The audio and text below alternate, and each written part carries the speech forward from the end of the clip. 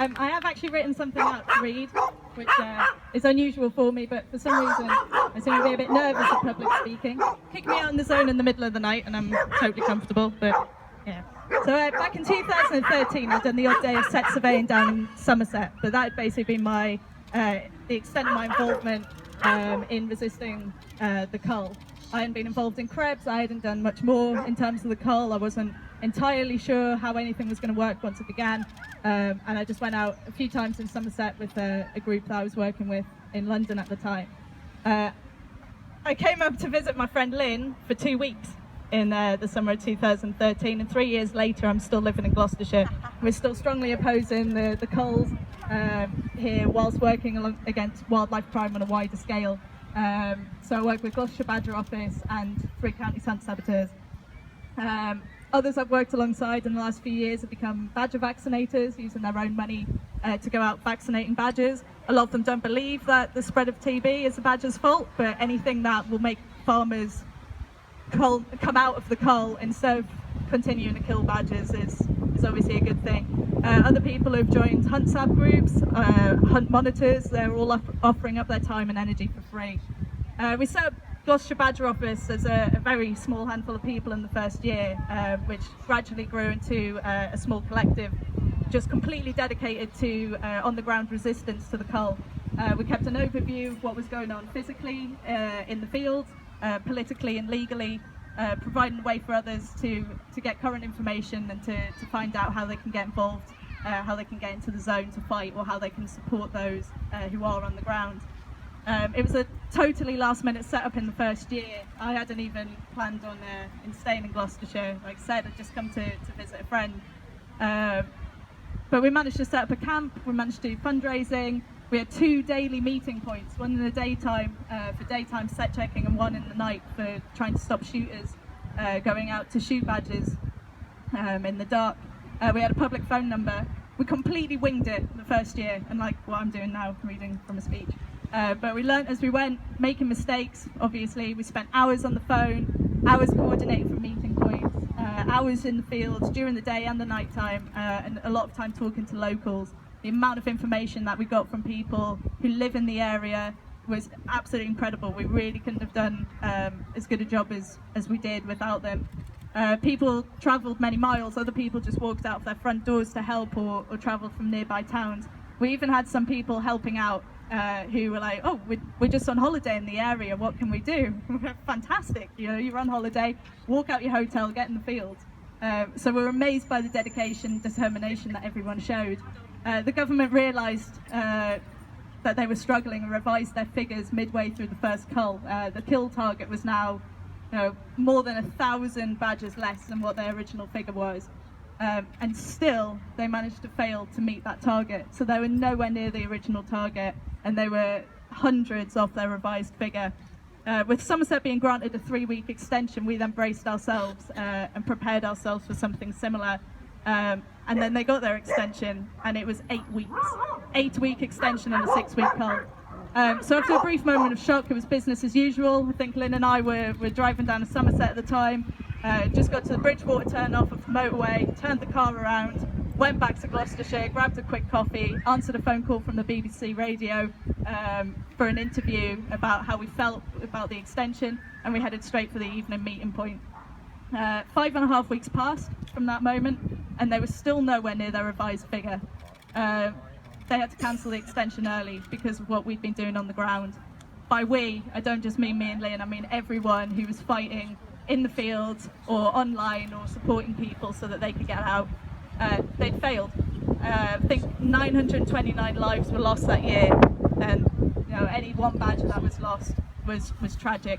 But so many more was being saved. I think their original figure was almost 3,000 for Gloucestershire. It was a huge cost, as everyone's been saying, for the Cull contractors. And immediately we went straight back into monitoring and sabotaging the hunts, with more people being interested in what was going on with the hunts in the area. So really, the government had made life a lot harder for the hunts and other badger, fox, hare, wildlife persecutors in the area, because there were a lot more people on the ground paying attention, getting information and wanting to get out there to do their bit. I think it was the last day of the season, the hunting season. It's near the end of March 2014, and it was announced that the Cull would go ahead again for another year. Instead of feeling disheartened, we saw a massive amount of people pulling together. Gloucester Badger Office was set up properly. We weren't just running it from the Three Counties Hunt Subs Facebook anymore, and set surveying began thoroughly. So much better than what it was in the first year.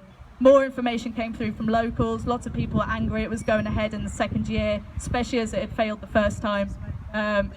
The government wanted a fight, and we were very, very well prepared for it that year, politically, legally and physically, and they failed again.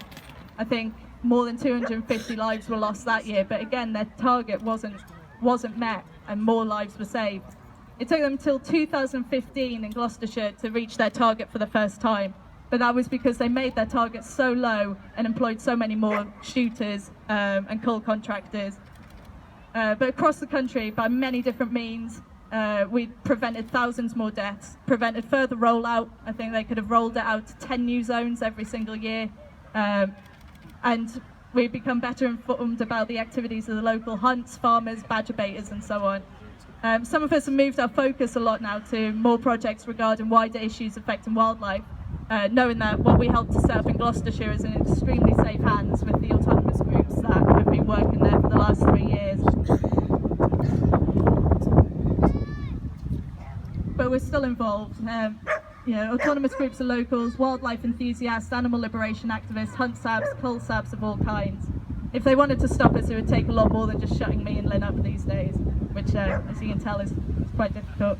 You'd have to stop a lot of dog walkers who leave their houses every day to go and take their dogs for a walk and check sets and look for signs of illegal activity while they're doing so. They've definitely created a force to be reckoned with across the country. So the Cull continues in Gloucestershire this year, and the Gloucester Badger Office continues to work.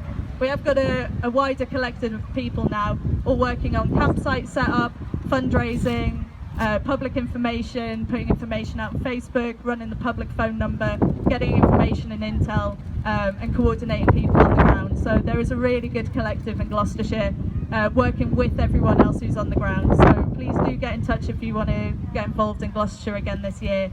The government will continue to pump out lies about how much of a success it's all been and why wildlife needs controlling, and that all of us in our various ways will continue to make sure it's difficult for them. So if you can only spare a couple of hours, as Lynn and Nigel have said, or share the odd post online, or donate £5, £2, even 50 pence now and then, you're all helping to put a spanner in the works for the government, and maybe one day there will be the change of attitudes that's desperately needed.